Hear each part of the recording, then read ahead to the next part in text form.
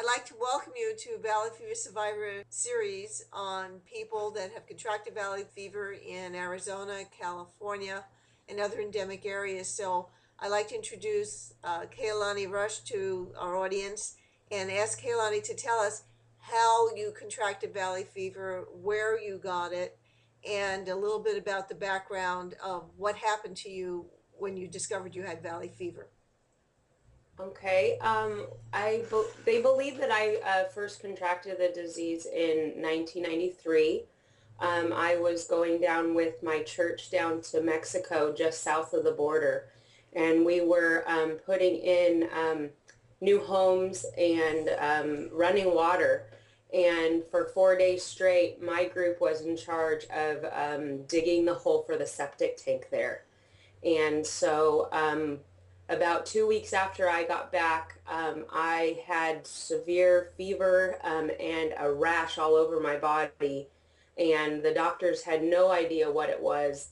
But since all six of us had the same similar symptoms, they said that we had a form of mono.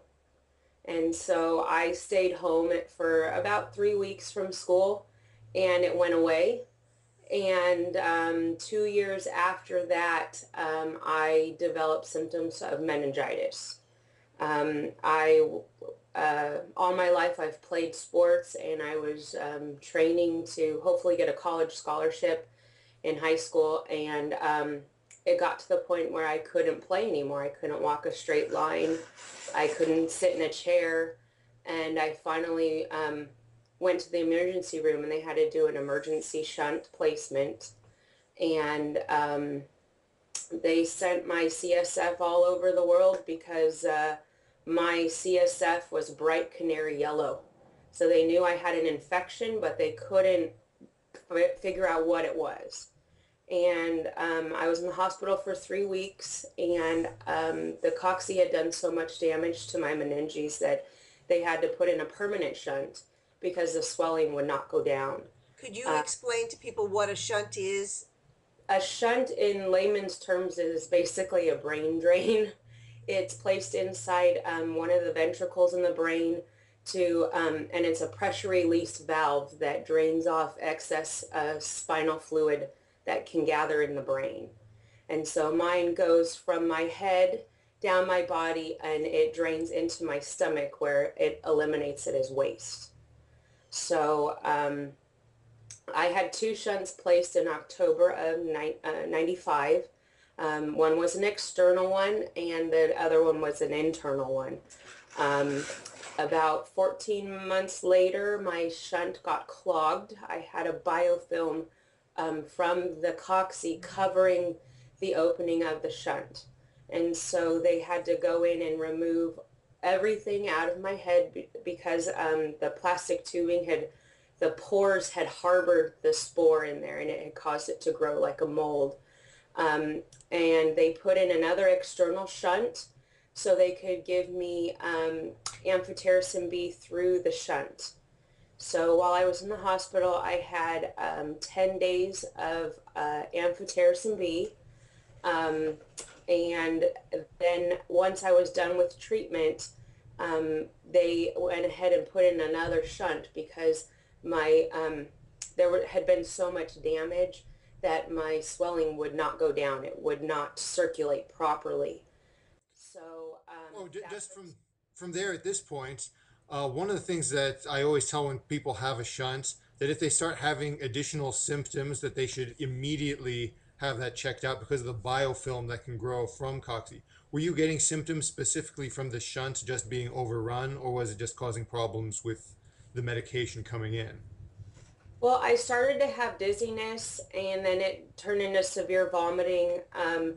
And I every time that I was hospitalized, I would try to, work my way through it, thinking, if I just ignored it, tried to walk my way, I'd regain my balance. And so those were my symptoms. I was having severe dizziness, hot and cold sweats, and I had actually gone into my neurosurgeon before he did the surgery, and he tapped the shunt and extracted it was kind of like a mass inside the fluid, and there was a popping sound as he suctioned it out. Mm. And so he said, well, hopefully that was all it was. And within 48 hours, I was worse than I was before he did, the drain. So he said, we're going to, do the surgery on Monday. So I think the procedure was done on Friday, and they admitted me on Sunday to prep for surgery for Monday. Did you have coverage medical-wise for this? My mother had excellent coverage, and they covered, between my parents, 100% everything. So I was very fortunate that, I had no idea how much my medical bills were until I got out on my own, and there was no generic the diflucan when I didn't have my parents' insurance anymore, and it was $1,000 a month. So and how much was the surgery? Do you have knowledge of how much that actually wound up costing? I don't. I was in the hospital a total of 3 weeks, 3 years in a row. So I do know it was, easily $1 million, because I had a private room, and I had lots of specialists that were, you had to wait 6 months to see the neurologist, and she came and saw me at the hospital. So I do know that my original titer count was in the 8,000s. And when I saw Dr. Johnson a few years back, he thought it was funny that I told him that such a high number. He says, we don't count that high. And I showed him my chart, and he was blown away that they actually continued to test it once it was positive and that high. So he said that's the highest documented titer count he's ever seen without somebody dying. Did you have a near-death experience with yours? They did say that that I arrested on the table with my my second, or actually my third surgery. But they didn't have to shock me or anything. I think they just did CPR. But I do remember seeing the operating room from above instead of being on the table. I remember seeing myself on the table, but there were other things that weren't real. Like I saw the doctors in Hawaiian shirts instead of scrubs. But I did hear music playing, and the nurse confirmed that that was the music that was playing in the surgery. So it was an odd experience that I remember. So let's see. So that was in January of 98 that I had my second surgery, and I was put on diflucan 800 milligrams out of the hospital. Let's see, I want to say it was January of 2004. I went and saw a specialist at UCLA. I can't remember what his name is, but he works with Dr. Johnson, and he does mostly research, but he runs a valley fever clinic there. And when I was wanting to see him to question him about pregnancy, because I had been married for 4 years, and we were thinking about starting a family. And he told me that based on my lab work and everything, that I should have had my tubes tied when I turned 18, because I would surely die if I had any children. And sure enough, that August, I got pregnant with my daughter. How did it make you feel when he told you something like that? It felt like a big weight was dropped on top of my head, because he came over and he grabbed both my hands and looked me, dead in the eye and said, you don't understand. You should have had your tubes tied, at 18. Mm-hmm. And, I come from a large family. Both my parents come from a large family. So to hear that, it was really devastating. But I ended up getting pregnant in August of that year, and I had to have a spinal tap once a month per Dr. Johnson's recommendation to my infectious disease doctor. And my infectious disease doctor, that was when she sent me to see Dr. Johnson. And I dug up all my pediatric records, and it was about 3 inches thick. And I took them with me to see him. And he walked into the room and looked at my husband and myself and said, "Which one is the patient?" And I said, "It's me. I don't think my husband can have a baby." And he said, "Well, based on your lab results, because your titer count is now 1 to 16, I can do your DNC tomorrow morning." And I looked at him and I said, "I am 6 months pregnant.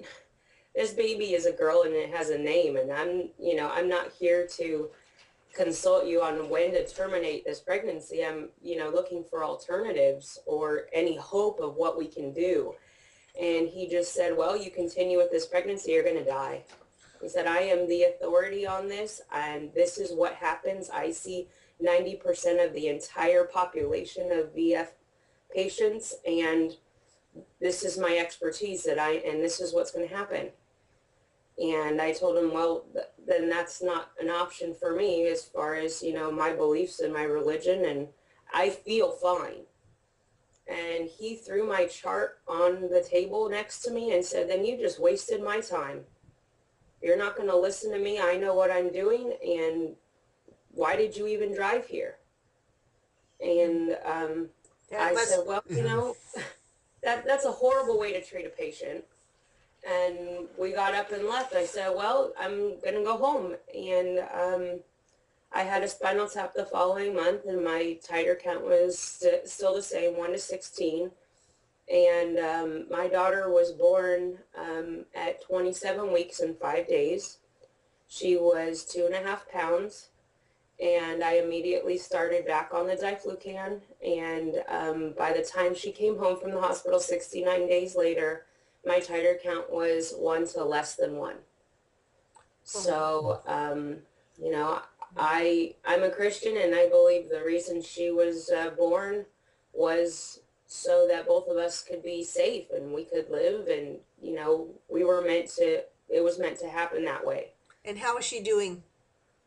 She is just turned 8 years old last week, and she is perfectly fine. She just had to stay in the hospital and grow and be monitored. But other than that, she looks like a healthy, normal 8-year-old. So, he was wrong, and I sent him a large 11 by 16 photo and said, "You're not God." And, this time you were wrong. And, I'm tempted to send him another photo of my other daughter. She's 10 months old. She was born last year, March 30th. And she's perfectly healthy, and she's perfectly fine. Before I had her, I started to have dizzy spells, and I thought it was due to the hormones that they were giving me. But it turned out that I was starting to have trouble with my shunt again. And so last July, I had another shunt revision done at USA Medical Center. And so that's about 10 years between shunts? Yeah, actually 14 years. Okay. So I had one in 98 and one in 2012. So they did a revision. They said that what had happened is the catheter was clogged, and then the between the valve and the tubing, that was disconnected, so it wasn't draining properly. And they said there's a lot of scar tissue there, and that was actually what was causing the fluid to still funnel down into the tubing, because it had caused a tunnel in the scar tissue. So he removed the catheter and the valve, and he put in an Amaya reservoir and a new catheter. And about 4 weeks later, I started to have dizziness again. the final straw was when I picked up the baby and I fell over holding her. I couldn't stand up straight. So I went back to the emergency room, and they did another emergency shunt replacement. They replaced the valve, and now everything's been fine. I had the sixth revision total done on September 11th in 2012. What was nice though is that they were able to leave the tubing that goes down my body. They just replaced what was in the head. So it's a much less painful surgery than the original ones that I had prior. So Is it the same surgeon that did those surgeries? the last two was the same surgeon. The first four, it was the same surgeon in California. So the last two were done in Alabama? Yes, in Mobile. So, yeah, I asked them to send off my CSF fluid, and they also did a urine and blood work, and they were unable to grow any cultures with any of the fluids, and they were unable to find any antigens or grow anything at all. So they couldn't do a titer count. So they're saying they can't detect it at all in my system. Which is good. A lot of people sometimes say, oh, maybe I should fly out to California and Arizona because if I have valley fever, I want to be treated by the people who are there. How did you feel about the treatment in Alabama versus what you had in California? Although, of course, the symptoms were different, but just the general level of research and competence. Yeah, I question my doctors here, and I grilled them a lot because I kind of felt like my knowledge, which is, not professional, it's just through experience and questions and my own research, I felt that I knew more about it than they did. I even actually took Sharon's book to the emergency room because I knew that I was having problems, and I tried to hand it to the doctor to read about it, and he said, I don't need a book, I'm a doctor. And he said, why did you come here? We have no neurosurgeons at this hospital. We can only do a CAT scan on you, and I'm going to refer you to this other doctor. Which I went, when I was admitted to another hospital, that particular doctor, one of his associates came in and he said, well, looking at your CAT scans, it looks like you're having headaches and dizzy spells because you have a weird shaped brain. Oh my goodness. And I said, what? And he's like, yeah. I said, well, can you explain why I'm here at the hospital? Then why are you keeping me and charging me $7,000 a day to tell me I have a weird shaped brain? He's like, I don't know. I don't even do shunt surgeries. And I'm like, you're a neurosurgeon. Why did they consult you? And my insurance only covered so much, and they just sent me to collections for $600 for a guy to tell me I have a weird shaped brain. Isn't that pathetic? It was pathetic. And so I ended up, that particular hospital would not allow me to have a CAT scan done at that hospital unless I had the make, model, and serial number of my shunt. That was hospital policy. So I was in the hospital for 5 days, and they wouldn't even run any type of scan because I didn't have that information. I was 14 years old. So I had to be discharged from that hospital, go to another hospital, and have it done because they could prove that I had another CAT scan and MRI without any adverse reactions with the machine to my shunt. So I don't know. I felt that I was trying to tell them how to do their job, but they still had a chip on their shoulder. They didn't want to listen. And my parents were considering just paying out of pocket and sending me back to California to my original neurosurgeon because they felt that these doctors didn't know enough. Were they not willing to consult with your previous neurosurgeon? No. My goodness. And my infectious disease doctor that I feel like he's about ready to retire. So I asked my primary care to send me to another doctor. And I went in and saw her, and she didn't look much older than me. And she got about 10 inches from my face and said, "You have to have a communicable infectious disease for me to treat you. And your labs show you don't have an infection, so I can't help you." And I was like, "But I have 3 inches thick of a history of this disease, and these other doctors that refer me to you have my records. I have a history of it." And she just said, "Well, until you test positive for an infectious disease, I can't help you. So come back when you test positive." So who are you seeing now? Nobody. The last doctor that I saw, I keep up with my neurosurgeon. I see him once every 3 months. And the last time I consulted with my infectious disease doctor was in September. How far is the Kirkland Clinic from you?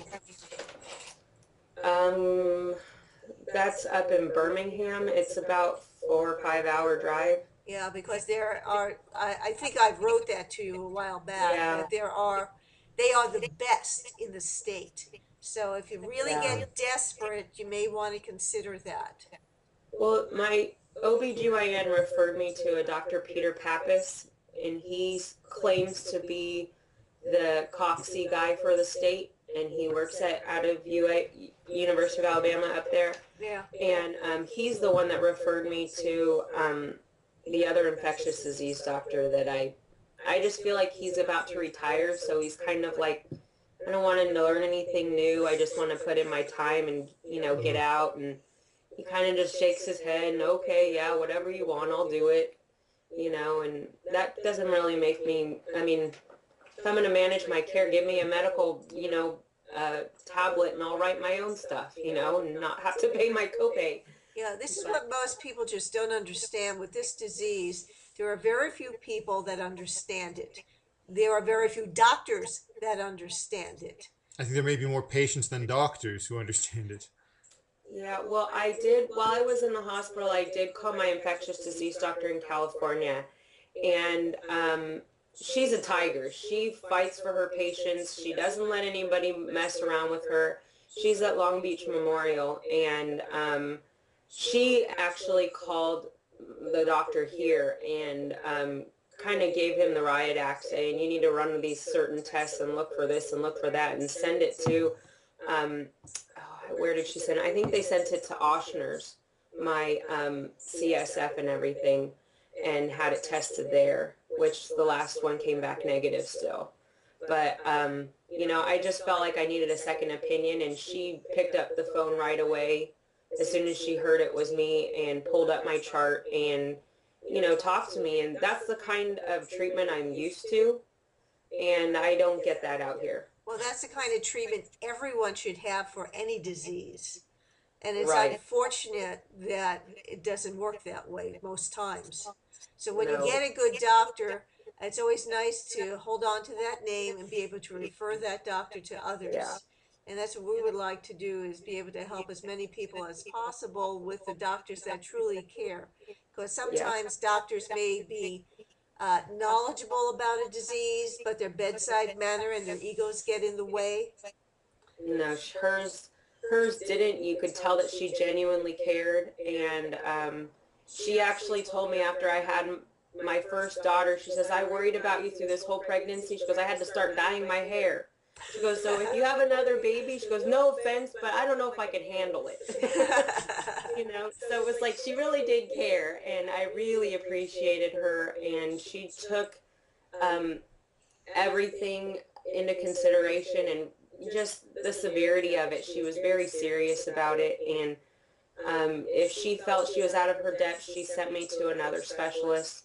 And I just really appreciated her and everything that she did, because I don't think I would know as much about my disease if it wasn't for her and all the questions I asked her. Yeah, that's why we wrote Valley Fever Epidemic, because we put the information in the person who has the disease to know that what they need to know for themselves, how to be their best advocate, and how to understand what's going on. Because with this disease, you really have to be. Yeah, that's so true, because people don't know. And it is scary when you talk to one person and they tell you, you're going to die from this and good luck, it's not always necessarily a death sentence. They're like you said, if you can help yourself with your diet, things like that, it's not necessarily you're just going to roll over and die just because you have VF. It's the same thing with cancer. People used to think it was just that death sentence, but there are success stories too. There are ways to even arrest tumors. There are ways to arrest valley fever. If you could really make your immune system so strong, it probably would scare Coxie to go to sleep. I bet, yeah, I bet. I mean, because I don't know. I still feel skeptical that they keep saying that they can't find um, Coxie anywhere in my body. I still think that they should be able to see an inactive something there. But the fact that they can't find anything leaves a question mark to me is did they really test it correctly? Everybody's different too. I mean, you can hear similar stories, as we go through our, the news feeds that people post and things like that. But, not everybody has the same exact reaction or symptoms to the disease as well. Well, it's really good to know that you're doing as well as you are, and you proved them all wrong, and you have two Yeah. beautiful children. I'm actually pregnant again. Oh, Yeah, congratulations. So I haven't had any more CSF blood work done since then, but we're expecting next August. So it's just in the early stages right now. But I feel fine, and I'm just waiting because they gave me some IV diflucan after the surgery. So a lot of my hair fell out. So I'm just waiting for all that to grow back. But I'm not on any antifungals right now. that is the best thing of all. Did you find it caused you a lot of side effects when you were on it? I didn't have any side effects other than my hair fell out, and it fell out a lot. And I guess emotionally it was hard. By trade, I'm a cosmetologist, so I do hair and massage. I work in the spa business, and it made me self-conscious saying, "How would you like your hair cut?" by the person who doesn't have much hair, and so that's been a humbling experience, but at the same time, I can stand on my own 2 feet and cut your hair. Who cares if I don't have hair? I can do it. You're beautiful whether you have hair or not, Thank you.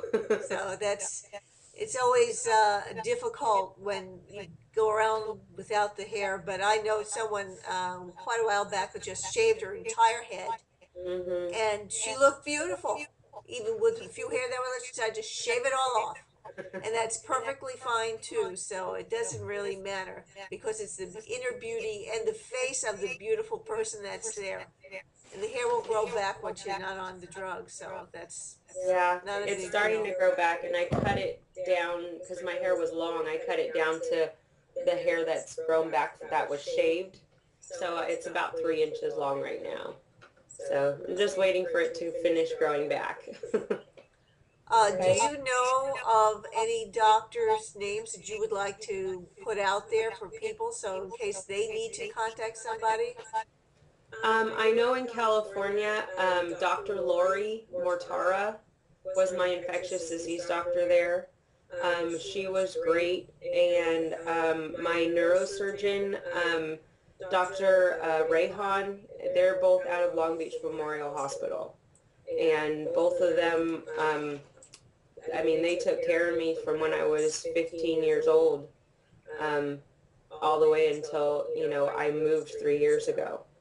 So you know, I can't say enough about them, and there's so much of a concentrated infection population in California that, if any of them can see her, she would really, you know, get them on the right track with whatever was in her power.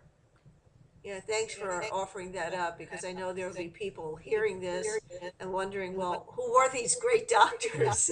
I'd like to see those doctors. Well, I mean, the fact that I can call her, 7 years after she last treated me, and say, hey, do you remember me? And she said, oh, yeah, and this is what you got to do, and call me anytime. You know, that's the kind of doctor you need when you're battling a serious disease, is somebody that remembers you and or will take the time to sit down and look up your chart and go through it and say, look, this is what I can help you with. And this, have your current doctor call me, or give me their number as a professional courtesy. I'll call them. And that's exactly what she did. Which is really So great.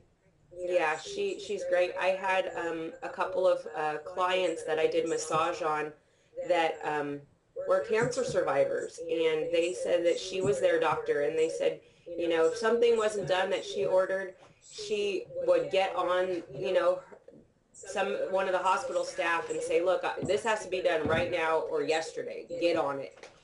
She just doesn't mess around with your health, and you know, I just can't say enough good things about her. Well, good. What about your balance? Um, I have not been able to go back to playing volleyball at the level that I played, but my balance is okay now. I'm driving again. I'm able to, pick up my daughter and not lose my balance, from the ground, things like that. But I wouldn't, go out and play sports with the balance I have right now. So, but I would say my balance is average. I can do average things. Do you expect that that will improve?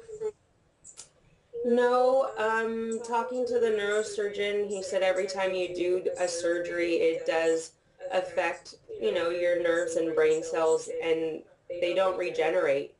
And so he said expect your short-term memory to not be quite as sharp as it was, and, your balance, you can work on it to make it better, but it's not going to ever be what it used to be. One of the strange things about him saying that is that that was the old school of medicine to say nerve cells cannot regenerate. In fact, they can, which is Which is which is aside from the fact that they can do that, one of the best ways to have them regenerate is with exercise. It creates what's called brain-derived neurotropic factors, so that people actually do get better improvements in their brain's ability to think, sometimes just by exercising. So if there's something you can do that's a safe thing that would provide aerobics and not necessarily requiring a lot of balance, along with some balance exercises, it is a proven fact that brain cells can continue to grow and that you can improve your nervous system and help more neurons to grow and to get things better.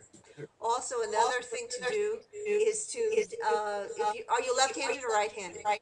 I'm right-handed. Okay. Try doing more things with your left hand. When you do Okay. just the opposite of what you're accustomed to, it starts Uh-huh. generating the nerve cells and things change dramatically. So, like when you eat your food, I know it can take longer, but try eating with your left hand instead of your Okay. right. And they've found this is new information that's out there. As you know, we're Okay. all into the scientific information of what's available and done. And that's one of the things you can do besides what David was saying. Okay. Yeah, I do know that when I was pregnant, I would do water aerobics, which would help with my balance and movement. But I wasn't so cautious to do those movements because I had the water as a safety net. Right now, I pretty much just walk. I walk about 3 miles a day with the baby in the stroller, and that's been helping a lot as far as just getting those endorphins going and everything. Well, one of the things you can do when you say, well, you, even in your own home, even with somebody around, walk backwards. Oh, You know, that's a just good. and walk backwards, walk forward, walk backwards, and repeat that, and do a couple of sets of that periodically during the day. So you're doing something different. Walk to the side, walk to the other Uh-huh. side. Do the opposite of what you currently do to help stimulate the growth of all the different nerve cells. And another thing about doing things differently to stimulate nerve cells is any kind of physical activity that is unaccustomed to. For example, if you play guitar, try playing piano. Or if Okay. you participate in one kind of dance routine, try another type of dance. To try things differently, to expand what your body does actually expands how your mind works and how your mind is able to repair itself. Okay. That makes sense.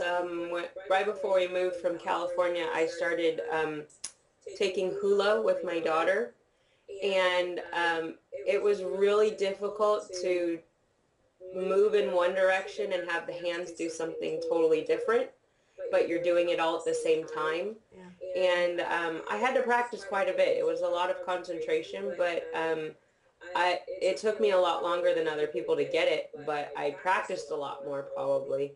But it felt good to do that, and I'm still looking for somewhere that I can learn more hula out here, but I'm not having much luck in Alabama. Not the hula capital of the world. No. I think the closest place is about 5 hour drive. Well, I want to thank you so much for taking time out of your day to do the interview with Valley Fever Survivor. We really appreciate that. And for allowing others to learn what this is all about and what can happen by contracting Valley Fever. It's not a benign disease. Yeah. And it's definitely It's not. my pleasure to be able to, share my story and, hopefully, especially the younger women that are wanting to start a family that, just hearing from one doctor that this is the end and go to get your tubes tied, hopefully they'll find a doctor that's willing to help them and explain the risks and, they may have some success. Well, great. I'm just so thrilled that everything has worked well for you. Thank you.